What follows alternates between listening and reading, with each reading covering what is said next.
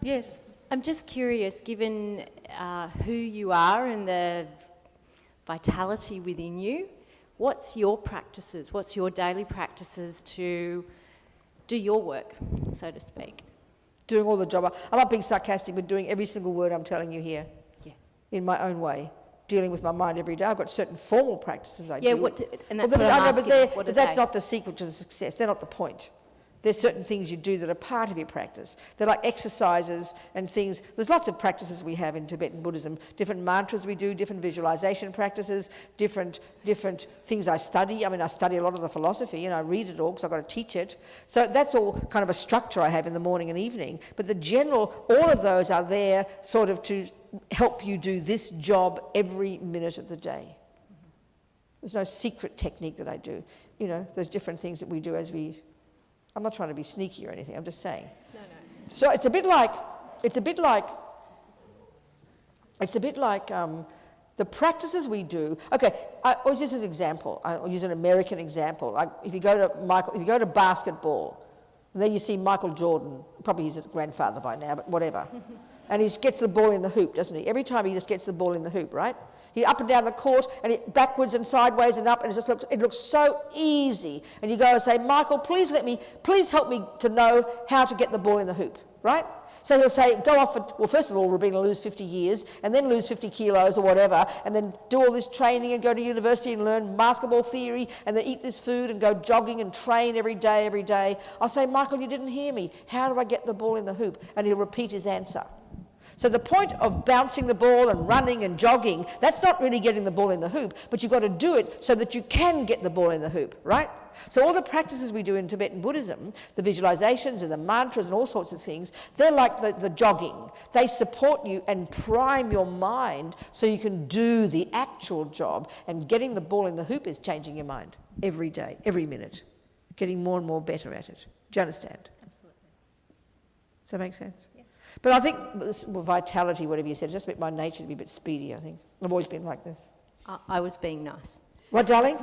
I was being nice. What? I was being nice in using vitality. I could have said wired. What better word would you rather call? What's the real word? Wired. Wired.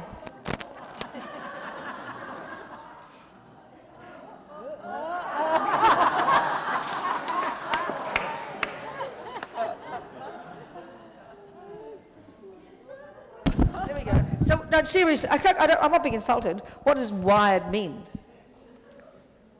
You mean nervous? Speedy? No, I know it's true. I like to think of it as perky and optimistic. You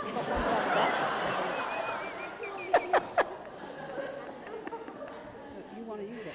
That's my nature, you know. I mean, some of my friends do the same stuff, but they're quiet and speak slowly and very gently with spaces in between their words, you know. We're all different, luckily. Yep. They say the Dalai Lama's like that. He talks so fast no one can believe it. And he's a control freak too. He'll walk in and say, put the camera there and fix that light and do this. So, you know, I've got a good example. Go on. You may have already covered... I can't see you, darling. Where are you? Here. Oh, yeah, there you go. You may have already covered some of this, but how do you approach sadness? Not depression, but sad. I understand, darling. Why don't you tell me a little bit what you mean by that? Because I think sometimes we use these words, but we have different meanings. What do you mean by that, sweetheart? Losing a brother, young brother. What, darling? Losing a brother. Losing a brother when he was 22. Oh, darling, I know these kind of things are unbearable. I'm not trying to make you more sad, but why don't you just talk this is going to help the answer the question. So how does that express itself? Do you think about him all the time? Do you feel you wish he was still there? Or you feel like, I mean, tell me the thoughts. I feel gratitude for knowing him. Yes. And his personality. I feel sad that he hasn't experienced some of the really good things. I understand, darling. Since his death. Yes. I feel like I'm losing his sound. You what? I'm losing his sound, so the way he spoke. I understand, darling. I feel that my children have lost. Yes, I understand. A all beautiful of this. person. No, I understand. I understand, sweetheart. I remember one time the Dalai Lama, because he's, he's a person I use as an example of a person who's doing this job or done this job, and then he talked about his mummy when she died, and he was in tears. So there was a sadness there, because he remembered her qualities, remembered her kindness, just exactly as you're saying. So I would say, is it fairly fresh? This is fairly fresh, or is it old? No, it's 17 years ago. Oh, that's interesting. That's very interesting, darling. You see, part of that, I'm hearing your words, it's also like compassion. There's a softness there. There's no anger there, there's no resentment, there's no, I wish it wasn't like that, you didn't say that, there's no guilt that you've only done this or done that. It's just a sadness, which is a bit like, it's compassion maybe. But then, so you say sad, does it make you cry and you have to make yourself stop thinking about it, or what? Yes. It makes me cry. Every day? Not every day, but Not every every time day. I think about it. And I think a lot. And what methods do you use to pick yourself up again? Think about his good qualities. Okay, there you go. See, there's so many things I could say, but what you're saying is, I think, just human nature. It doesn't overwhelm your life. It doesn't destroy you. It hasn't dominated your life. It's part of you, right? Darling, I think that's human nature, and that's valid. That's marvellous. That's not a problem, I would say. It's called a good heart. You're compassionate. You have empathy. You think of him, and you thought you see his good qualities. That's incredible. But I can say all these nice theories about impermanence is natural and everybody dies. We know all these things, and that's where you balance it. So if you were just, like I meet some people, let's say, who are just literally full of grief and unable to get past it, dominates their life. It's like their heart has been ripped out of their body, and that, I'm not being mean now, but that's sometimes when it becomes completely self-centered and it destroys the person. But I don't hear that with you. I don't think that's a problem. Thank you. Seems like it's just a good human heart to me. And that enriches who you are. Therefore, you have more empathy for other people. This is marvellous, sweetheart. Nothing wrong with that, in my opinion. What else? Yes. Hi. Hello. The Buddha talks about attachment, as you were just speaking of, and attachment to obviously material things and how Attachment to what? Material things and how that causes suffering, but also, as this lady was just saying, attachment to people and how that can cause suffering. But because everything is impermanent, people are impermanent, everyone's going to die. Uh-huh. So what, I guess, in this life, I think attachment to people, though, is so enriching of our lives. Is what? Is so enriching. I understand. To our lives. So, Yep. What do you think? So how to put all that together, you mean? Yeah. Well, okay, I think the key to success here is having a very clear distinction between the Buddhist view of what attachment is, which for him is a mental illness, the way he describes it, whereas the way you're using it, which is how we use it in our culture, is interchangeable with close to somebody. So we see it as a good quality. So the way we've got to hear the Buddha's view is so important, that if we were to see attachment in a raw form, not tempered by our love and our compassion, then you'd be like a vampire. You'd be a monster. Attachment is this bottomless pit of craving and neediness. So we've all got it, but the irony is we don't notice it so much because we've got kindness and love and compassion. So I would suggest the conversation here, I'm not hearing attachment. I'm hearing kindness and empathy and affection. That's different. A person who is absolutely grief-stricken and can't get past the loss of that partner and only thinks about them all the time and wants to kill themselves all the time and never stops talking about themselves, I would say that's a symptom of attachment. So there's a big difference. So attachment's like this junkie in us, this deep emotional hunger that is never satisfied, always wants something more. No matter how much I get, it's not enough. How thin I get, it's not enough. How much someone says I'm doing my good job, it's not enough. We're at bottomless pits. The summary of it is like this, and it's fear-based, a frantic junkie in me to get what I want every millisecond. And when it doesn't, it turns into anger or depression.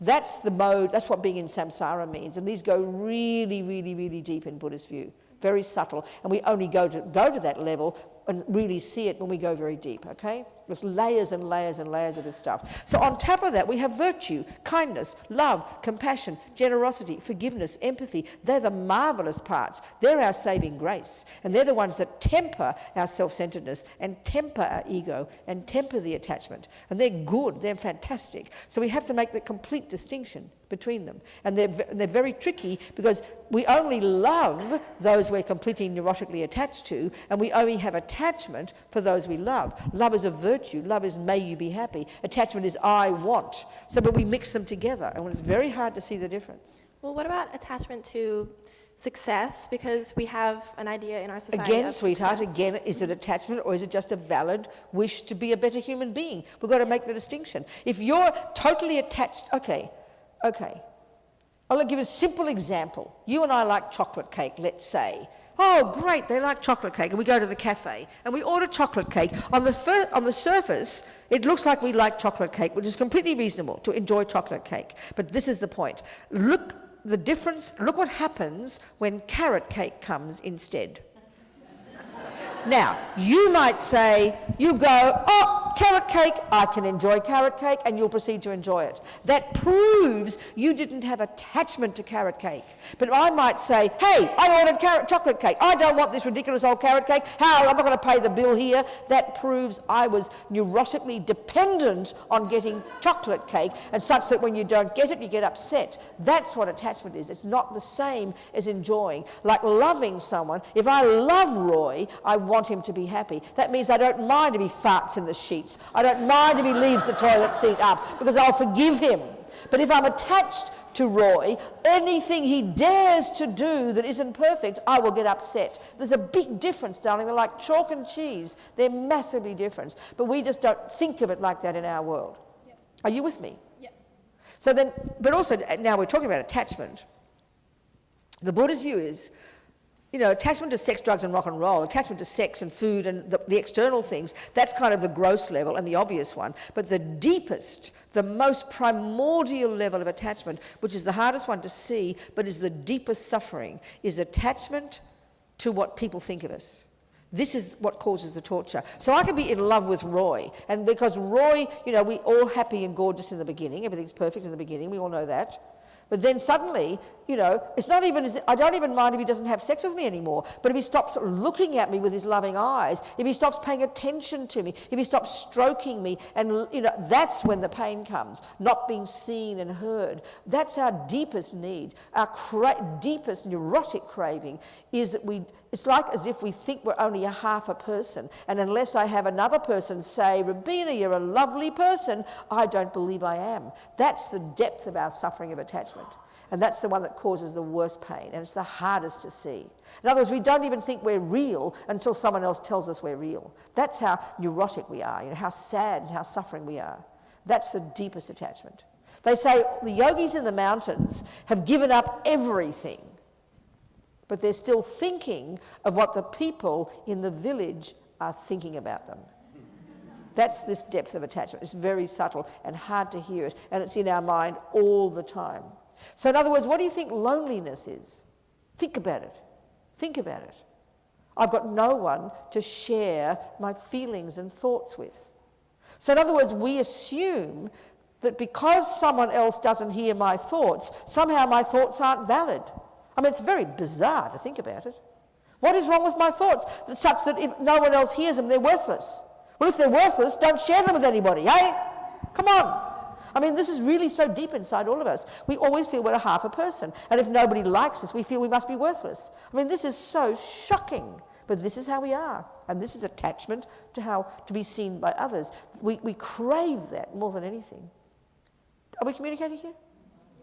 So, you know, then we think, well, oh, if I'm becoming content in myself, that means I don't care about other people. On the contrary, when you're content in yourself, which means less attachment to what other people think, you're more brave, you're fulfilled, you're more joyful, and then you're gorgeous to be around. You won't keep people off you, they'll love you, and you'll love other people as well, but you won't be neurotically needy for them.